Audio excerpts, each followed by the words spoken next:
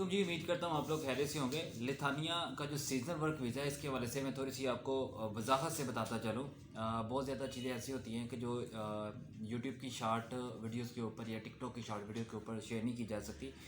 मैं कुछ आपसे लिंक शेयर कर देता हूँ, कुछ चीज़ें आपको बताता हूँ जिसके तहत आपके लिए डिसीजन लेना सामने। सबसे पहले तो लिथानिया एक यूरोप में ऐसी कंट्री काउंट होती है कि जिसकी कम आबादी वाली कंट्रीज़ के अंदर आती है। इसकी तकरीबन टोटल आबादी जो है 2.8 मिलियन, तकरीबन 30 लाख के करीब इसकी आबादी है। और इसका जो बॉर्डर है लाटविया के साथ, बेलारूस के साथ और पोलैंड के साथ अटैच होता है। आप ये समझ सकते हैं कि ये यूरोप के अंदर एक जो बड़ी कंट्रीज़ है जिस तरह जर्मन है या फ्रांस वगैरह, इटली वगैरह है, तो इसमें इसका ये बेस्ट गेटवे है यूरोप में अंदर शामिल होने का। और अगर इसकी बात की जाए, इसकी एम्बेसी की बात की जाए, पाकिस्तान में इसकी बिल्कुल एम्बेसी मौजूद है, आप गूगल कर सकते हैं।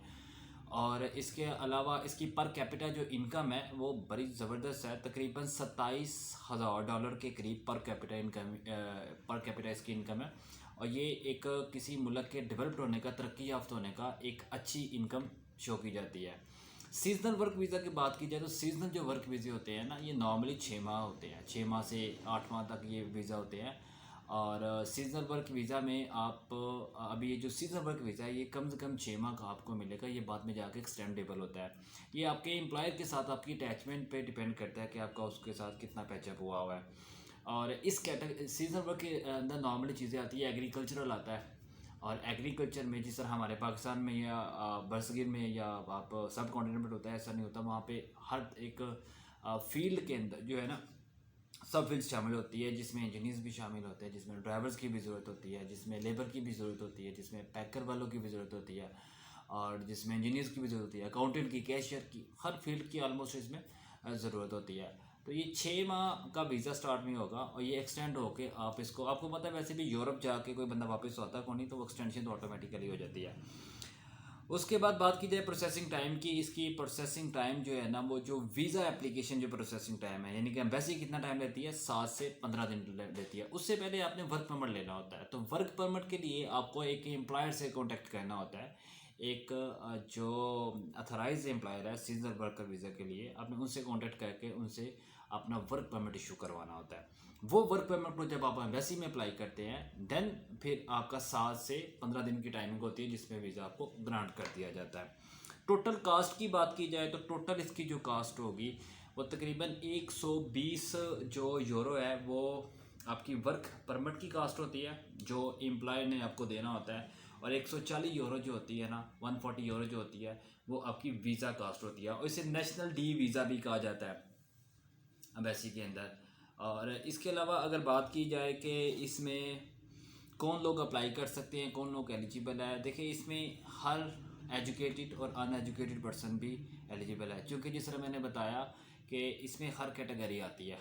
आप लेबर के अंदर आते हैं तब भी अप्लाई कर सकते हैं, आप स्किल्ड हैं तब भी कर सकते हैं, आप अनस्किल्ड हैं तब भी कर सकते हैं। लेकिन इसमें एक बड़ी ख़ास बात है, जो प्रोफेशनली हाईली क्वालिफाइड स्किल्ड है ना, उसके लिए ये लिथानिया की एक गवर्नमेंट ने एक बड़ा ज़बरदस्त पैकेज रखा है कि अगर आप किसी स्किल्ड वीज़े पे ऊपर मूव होते हैं और ऑन अराइवल आप एयरपोर्ट पे वहाँ पे पहुँचते हैं, तो आपको गवर्नमेंट की तरफ से 34,000 यूरो, सॉरी 3400 यूरो जो है ना, वो आपको पे किए जाते हैं। ये लिथानिया की जो एम्बेसी है ना, सॉरी लिथानिया की जो गवर्नमेंट है ना, वो आपको सपोर्ट करती है। 3444 जो है ना यूरो, वो आपको पे करती है।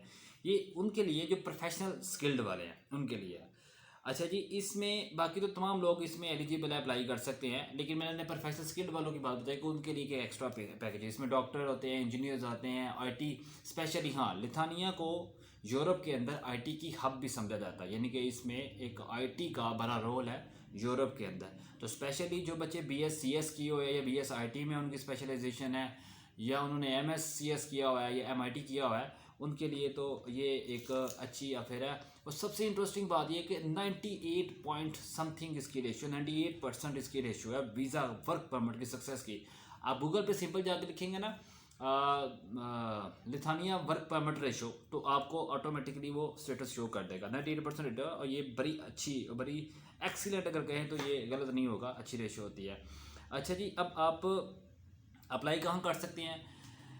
दो तरीके होते हैं अप्लाई करने के। या तो आप अपनी स्किल के ऊपर जो है ना, स्किल को यूज़ करते हुए, अपने टैलेंट को यूज़ करते हुए आप अप्लाई करें। अप्लाई किधर करना होता है, मैं लिंक्स के अंदर जो है ना वो डिस्क्रिप्शन के अंदर मैं कुछ लिंक्स दे दूँगा, आपने उन साइट्स को जाकर विज़िट करना है। वहाँ से आपको जो ना सीजनल जो है ना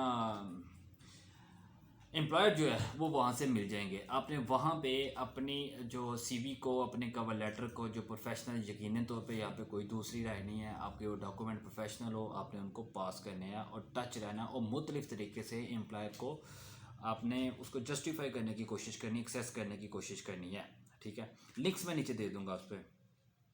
इसके अलावा दूसरा ऑप्शन ये होता है कि वहाँ पे अथराइज एजेंट्स होते हैं। एजेंट्स आप कम लफ्ज़ यूज़ करें, अथराइज कंसल्टेंट्स होते हैं वहाँ पे, कि जिनके ज़रिए आप या एजेंसीज होती हैं जिनके ज़रिए आप वर्क परमिट को बाई भी कर सकते हैं।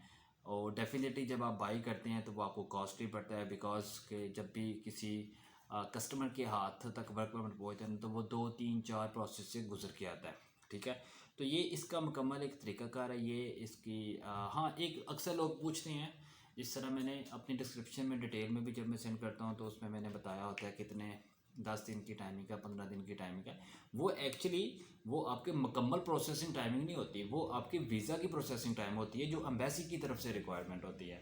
वैसे नॉर्मली आप काउंट कर सकते हैं कि 3 मंथ के करीब आपकी टाइमिंग जो है ना वो मैक्सिमम लग सकती है। इसमें मैंने जो चीज़ें मैं आपको लिंक में दूंगा, जो डिस्क्रिप्शन के अंदर मैं लिंक्स दूंगा, उसको आप विज़िट करेंगे तो आपको काफ़ी हद तक आइडिया जाएगा। मज़ीद अगर आपको हमारी सर्विस की ज़रूरत है, व्हाट्सअप नंबर भी मौजूद है नीचे। प्लीज़ जब आप व्हाट्सअप पे कांटेक्ट करें तो सिर्फ व्हाट्सअप के ऊपर टेक्स्ट मैसेज भेज के और वेट कर लिया करें।